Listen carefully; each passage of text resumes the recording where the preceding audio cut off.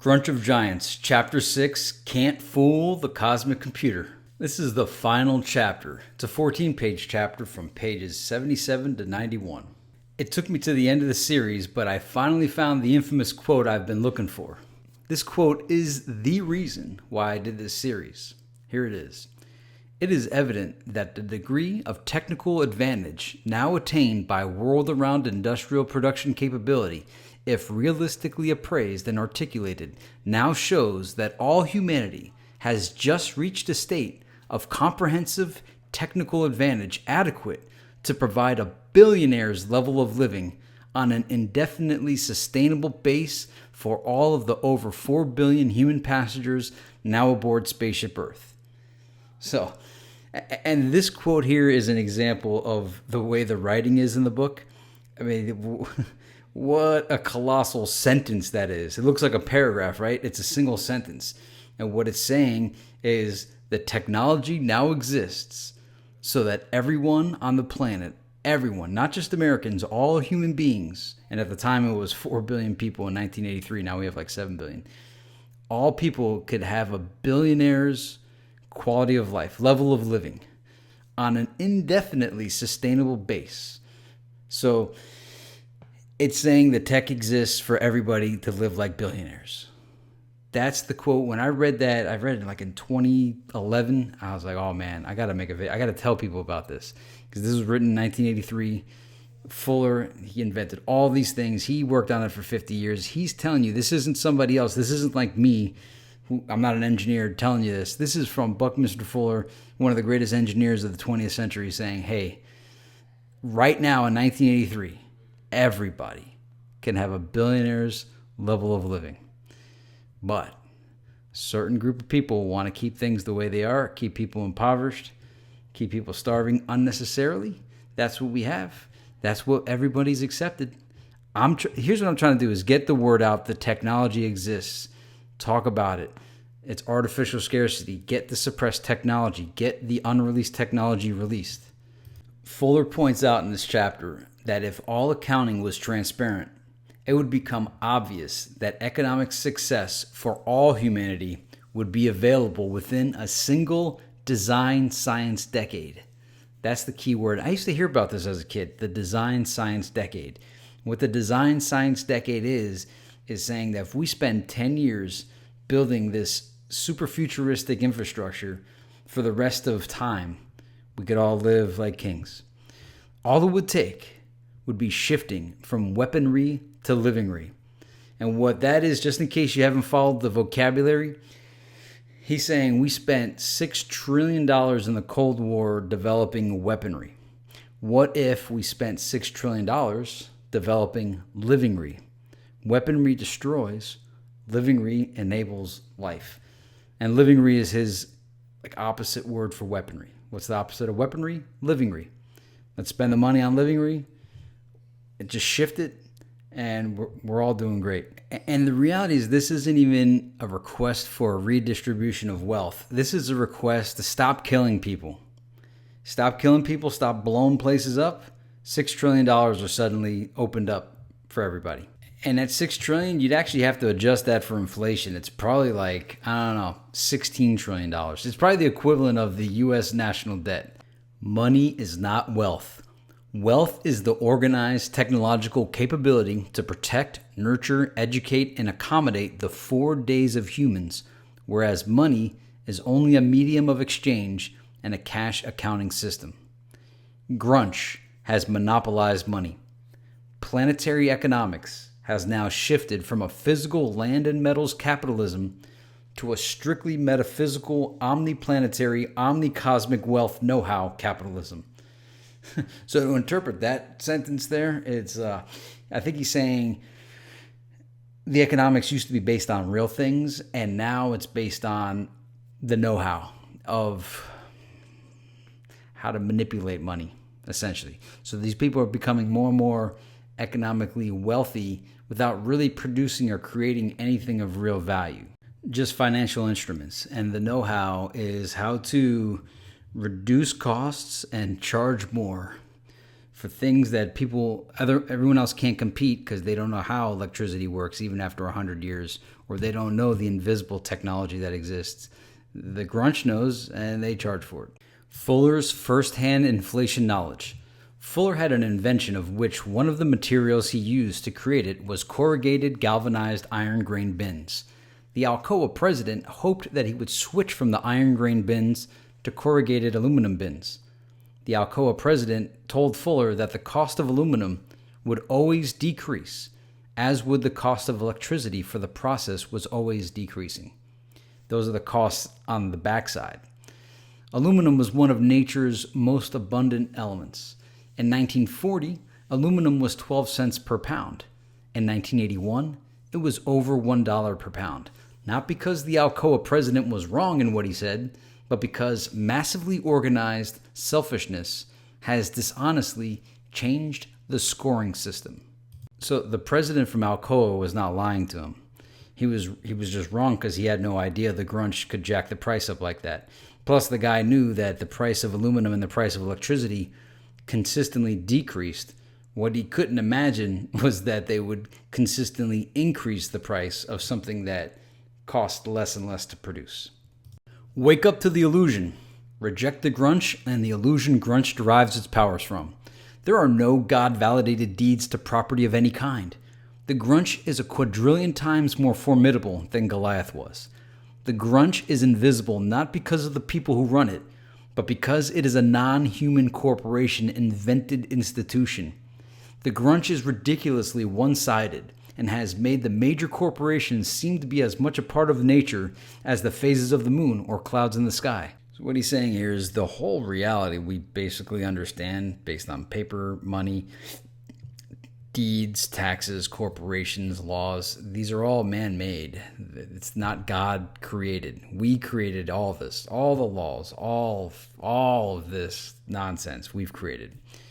And to understand the power of the Grunch, he's saying it's a quadrillion times more powerful than Goliath. And corporations are corporations. They're not people. They're not real. And Grunch is so one-sided. And it makes you seem to think that their power is real, and it's all illusory. It's just because we don't know the rules of the game, and they do, and they set them. Grunch pays handsome dividends, or at least they used to. 100 shares of IBM were $2,750 in 1914.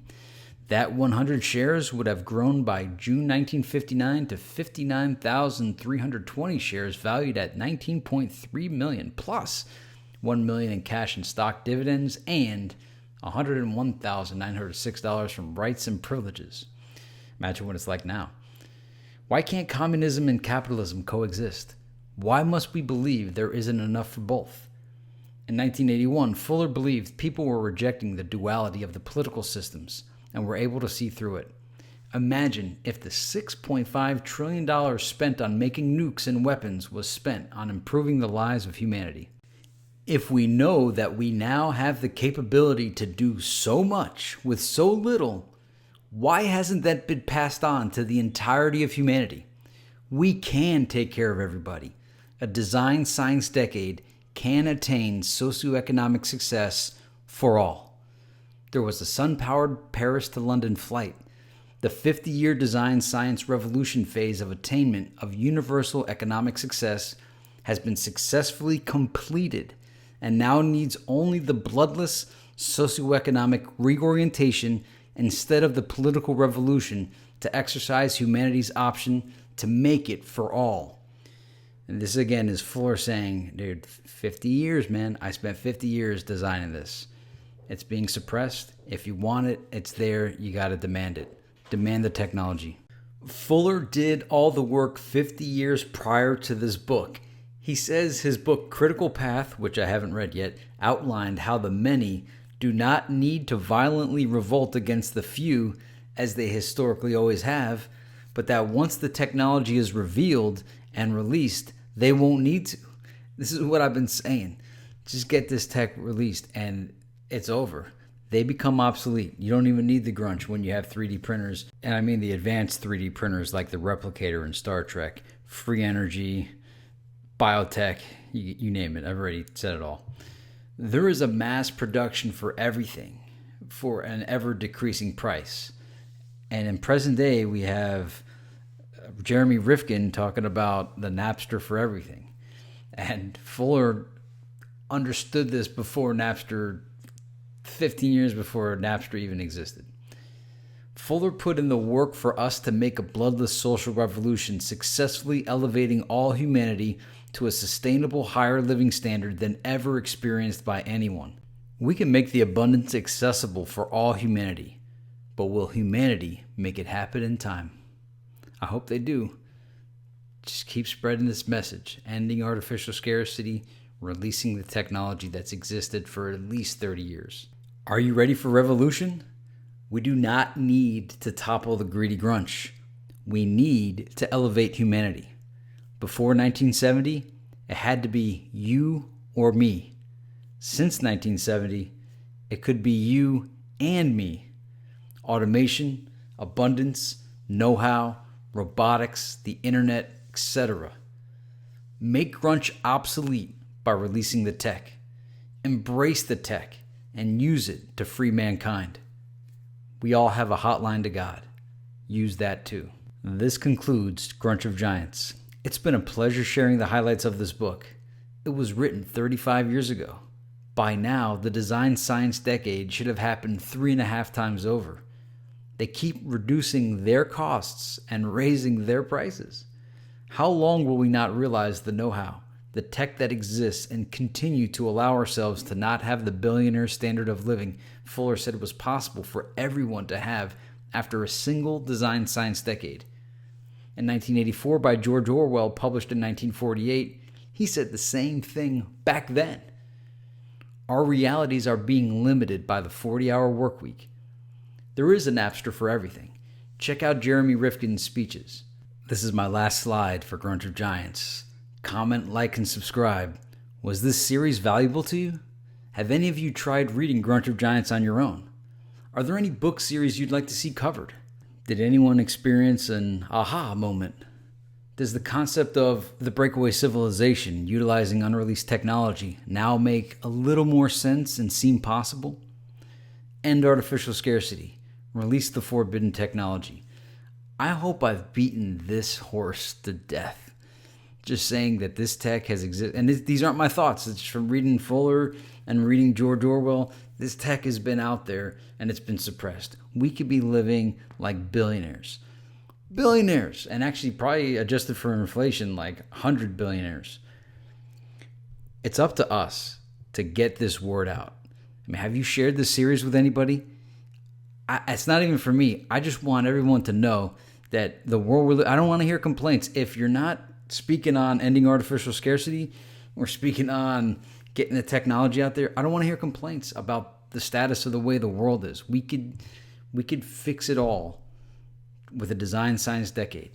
With the stuff that Buckminster Fuller has laid out for us. He's put out all of his books. He gave away all of his inventions. He's got hours upon hours of his inventions. It's up to us. So, and it's a matter, at this point, we're still at the trying to get the awareness phase, trying to get that tipping point. We're not even close to the tipping point. People think that what they've been presented is all there is, and the only thing that's guaranteed is death and taxes and all that nonsense. We can have the future. The future's been delayed. So essentially, I would just repeat this over and over again, beating the dead horse, end artificial scarcity, release the forbidden tech. We could have everything.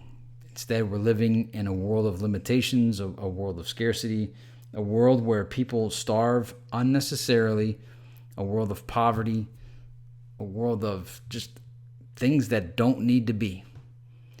And if you don't like it, if you don't like the way the world currently is, all we have to do is change it.